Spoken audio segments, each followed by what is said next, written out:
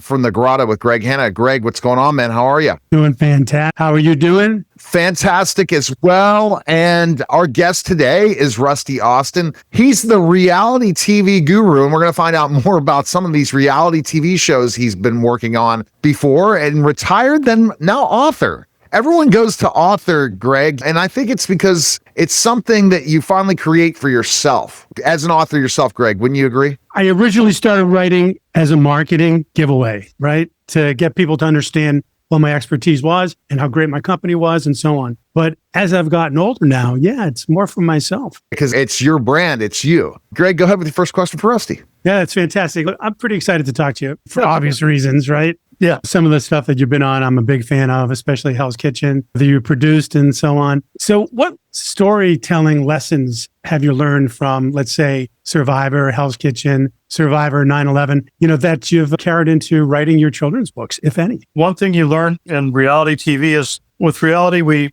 shoot the show and then we write the script, and scripted, you write the script and then shoot the show. So what you end up with in reality is hours and hours and hours of tape that you have to hone down over many edit sessions to get the final product. So, for instance, on Hell's Kitchen, we shot in about a 400-to-1 ratio, which means we had to go through 400 hours of footage to find 1 hour of television. So that's really helped me with my writing for kids, because what I try to do is make the poems really short and sweet, not more than about 12 or 15 words and 4 lines. I gotcha. So my favorite thing on Hell's Kitchen, they have 10 seconds left and they have about 30 minutes left of cooking to do. And all of a sudden, all the plates are done. Exactly. You got to remember, dinner service lasts for 2.5 hours and we show you 10 minutes of it.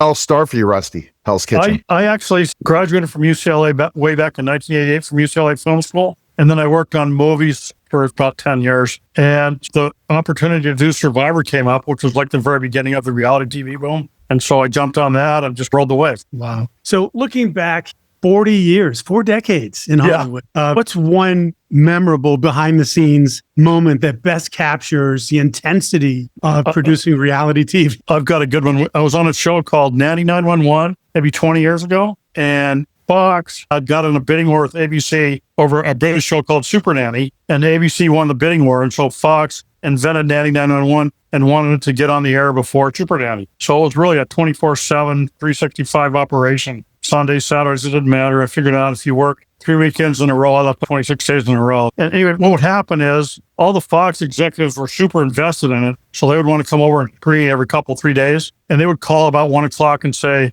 "Here's that Starbucks coffee order." And they'd order like $160 worth of coffee, and I'd have to have guys go pick it up, and they'd come, and then they'd call back and say, "Oh, now we're not coming until 3. So we all drink the coffee, and then did it all again, and then call back. "Now we're not coming until 5. And so finally, by the time they showed up, we were also wired on coffee. It was pretty funny. The connection of Nanny 911, I remember because I was a Super Nanny fan, and I also liked Nanny 911 because of this different spin on things. Do you think you took any of that to write in the children's books? In a way? Yeah, I learned a lot from the nannies, especially Nanny Deb. She had a very understated or calm demeanor, I would say. And I think that's carried over into my writing to not get too excited or too low or too high or anything like that. I'm going to keep an even keel. So, Rusty, you've been entertaining millions of adults on TV, right? I guess you could say that, yeah.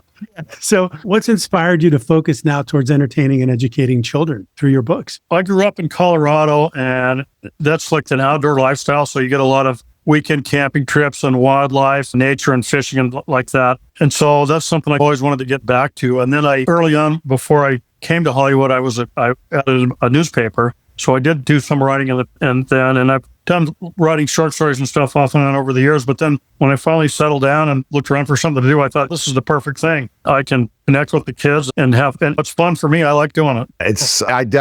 So my background, former professional wrestler turned teacher. I did substitute teach in kindergarten, and that's a story, but I ended up student teaching in 2nd grade, taught 3rd, 4th, and 5th grade for years, and middle school and high school. So I understood that process of how to entertain kids. Because if you can entertain kids, you can entertain anybody. Yeah. And I remember I'd have to almost stand on my head at times, especially in middle school, to keep middle school kids going. So how do you picture in your head how your stories are going to entertain and keep them engaged like you were able to do with television? I think the really important thing is to keep it short and sweet and have a humorous illustration. And also, my books are non-linear. They can open to any page they want and read one of the poems, and it makes sense. And also, at the end of all my books, there's a do-it-yourself section, so the kids can get their crayons or whatever they got and write their own poems and make their own pictures. Wow. So your new book, right? Yes. Awesome Bird. An Awesome Bird, the Pelican. Yeah. So can you tell us about the Pelican? He's got some playful stuff. He mixes rhymes. He does stuff with real animals. Yeah. The thing about the pelicans are,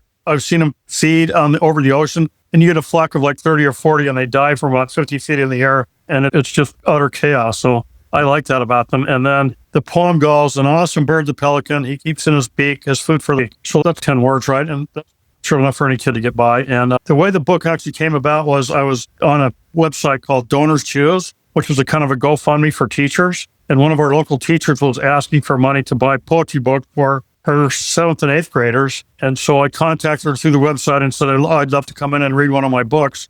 And so I went in and read my book, The Unicorn is One Horn, to her kids. I was there. I just saw the passion, and the kids were all so eager to learn that I pitched her the idea that we should have the kids do all the illustrations for the next book. And that's how it came about. And she loved the idea. So she organized the whole thing. And there were probably 40 or 60 kids that did pictures. And it took a good 3 or 4 months for them to get through it. But she told me they were really looking forward to it. They'd work on it for 2 hours every Friday. And the axolotl was like the favorite thing the kids did. And then followed by the toucan.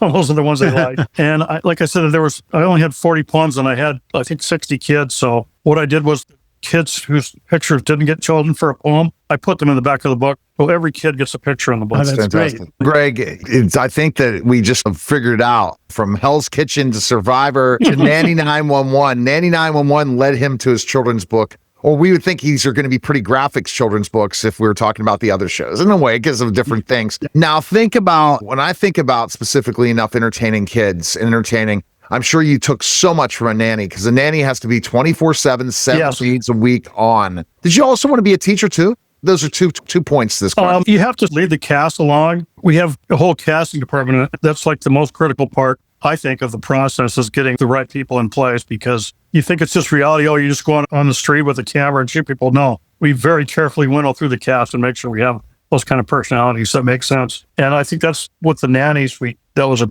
process. We probably looked at 30 or 40 nannies and chose some of I guess I would say they were the sweetest ones. Like I think the easiest on the kids. All right. Fantastic. Greg has a final question he asks our celebrity guests. Go ahead with that question, Greg. Okay, Greg. Yep.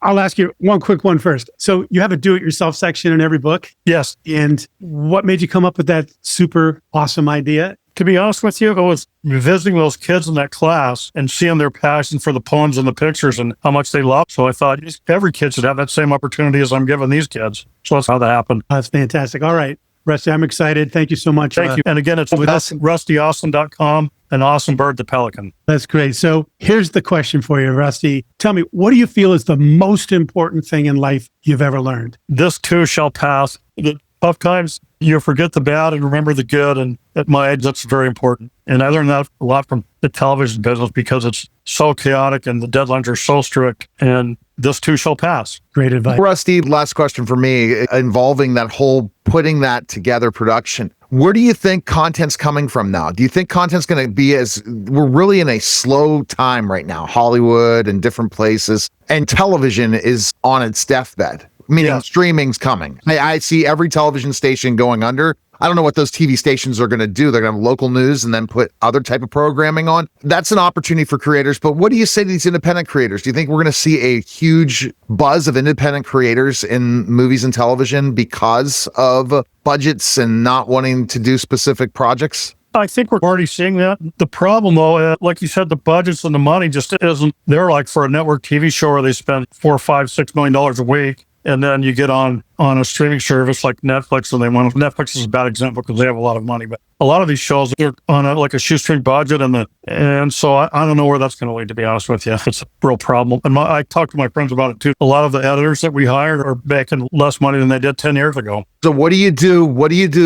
Final questions. What do you do to continue this process? Television. What are all these television stations going to do once the programming just goes to streaming and not stay on the stations? Yeah, it's going to be like one giant endless YouTube, I think, is what I think. You think the television stations will close? Radio survived. That's where Radio I'm survived. That's right. Yes. And they do a lot of good local programming that people are interested in. Like I watch shows about, I think one's called Palm Springs Weekend, where they go and visit like restaurants like that, concerts and whatnot. And those shows are enjoyable. And then that can help them to do that kind of stuff. I just don't think the network affiliate programs are going to just be there. Although maybe, like I said, radio did really well. And they never died. Yeah. Radio never died. Yeah. And I don't think television will, but it's an opportunity for creators out there. But I appreciate it, Rusty. Website one more time. RustyAwesome.com and Awesome Bird the Pelican. All right. That was the special simulcast of Neil Haley Show and celebrity interviews live from the grotto with Greg Hanna. Guys, take care.